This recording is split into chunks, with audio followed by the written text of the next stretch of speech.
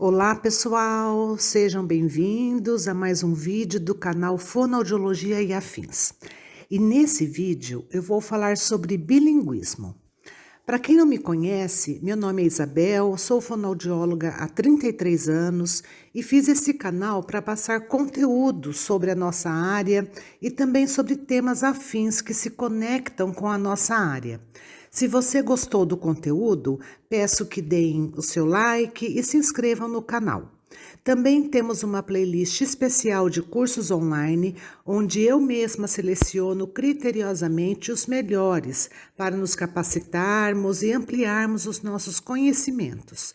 Se você procura algum curso ou algum tema que não se encontra na playlist, deixe nos comentários ou me envie um e-mail que eu vou achar o melhor para você.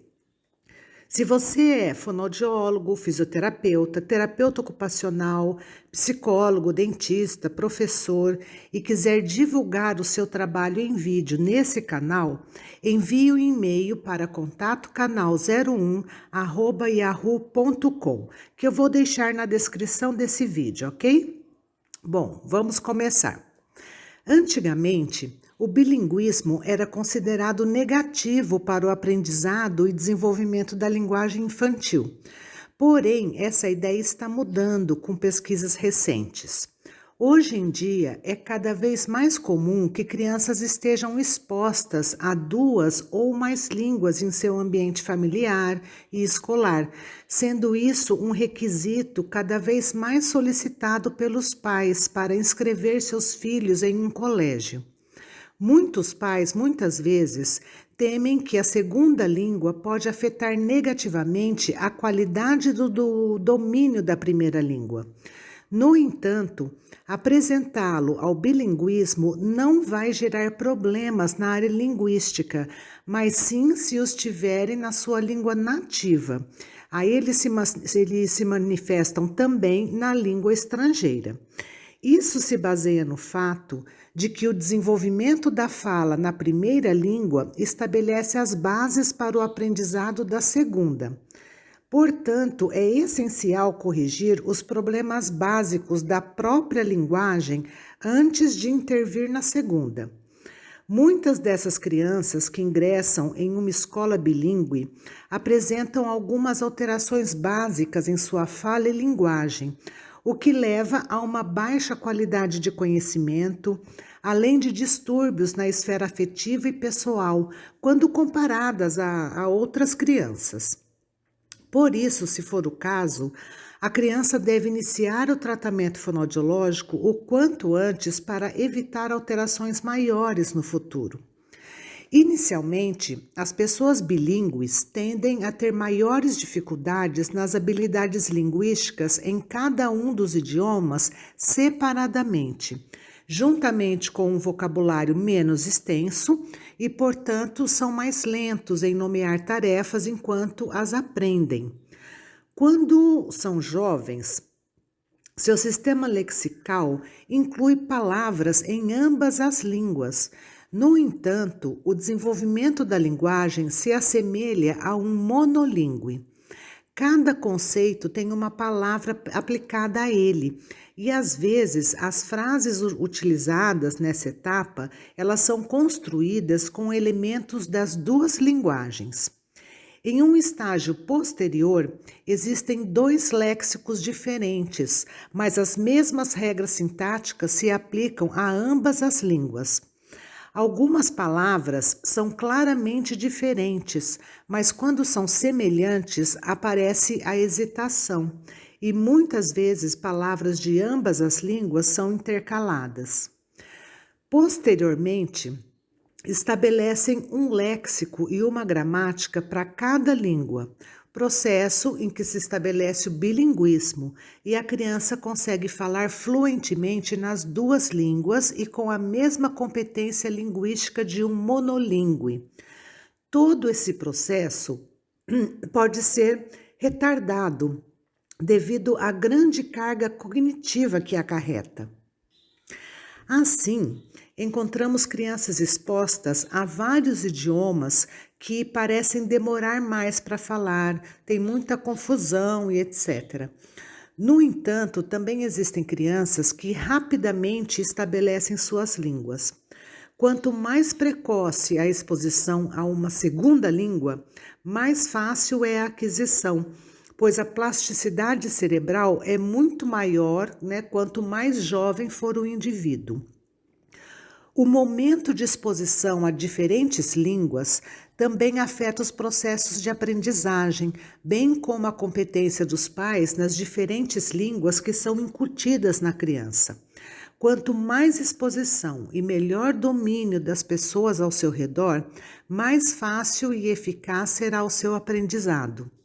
O bilinguismo apresenta benefícios cognitivos nas funções executivas, cujas consequências se mostram não apenas no processamento linguístico em ambas as línguas, mas também no processamento de tarefas não linguísticas.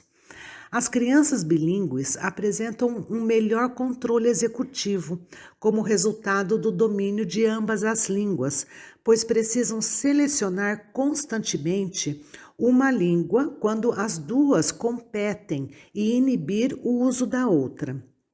Esse controle executivo diminui com a idade em crianças monolíngues, mas em bilíngues aumenta com o tempo de exposição à língua. Muitos cientistas consideram o bilinguismo um fator positivo para a formação da lógica, do pensamento e da velocidade de reação. Veja, foi demonstrado que aprender uma segunda língua pode influenciar na fluência verbal da criança, pois pode acontecer que a criança tenha dificuldade em encontrar a palavra certa para expressar ideias, misture o vocabulário, que tenha dificuldade em usar frases gramaticalmente complexas em alguma delas, todas isso ocasionando uma menor habilidade linguística e alguma disfluência não permanente, mas como parte de um processo natural de fala, como qualquer pessoa. Isso é o que seria considerado uma disfluência típica, que praticamente toda a população apresenta em algum momento de vida, principalmente ao aprender um novo idioma. Por si só, o bilinguismo não demonstrou causar a verdadeira disfemia, a gagueira, e embora raro, pode ocorrer em ambas as línguas, ou em uma ou em outra língua, mas não por causa do bilinguismo. Há evidências crescentes sobre o possível benefício da exposição multilingüe em crianças com transtornos do desenvolvimento para o seu ambiente social e linguístico. Assim como em outras crianças, a exposição de crianças com autismo ao bilinguismo também é muito comum, vendo nelas padrões semelhantes aos monolíngues em termos de vocabulário, linguagem expressiva e receptiva, pragmática e funcionamento cognitivo.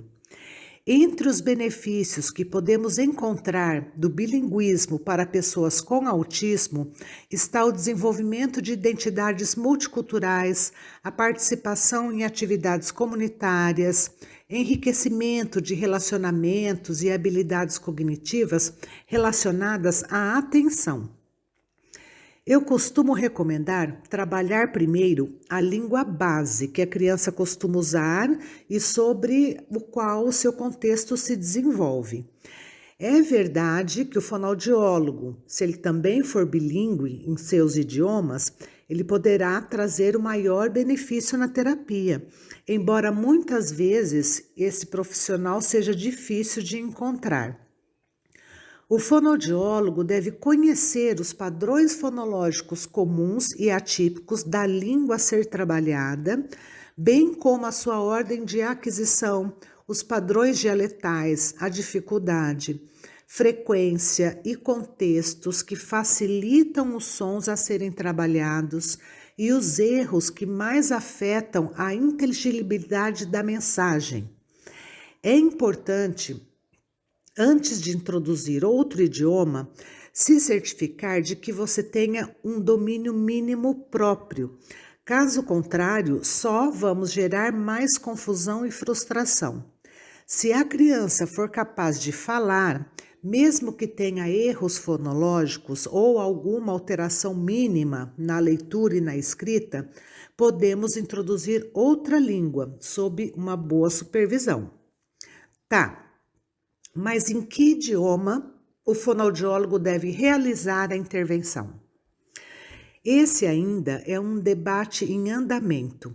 Na fonoaudiologia, as intervenções geralmente são feitas no idioma do profissional, a menos que este seja bilíngue e possa participar nos 2 idiomas. O problema básico é que às vezes não há intervenção na língua dominante da criança. Recomenda-se consultar os pais sobre a sua escolha e estabelecer em casa sobre o idioma falado lá. Essa decisão não tem de ser permanente, pode naturalmente ser alterada, tendo em conta o desenvolvimento e a recuperação da língua que estamos trabalhando.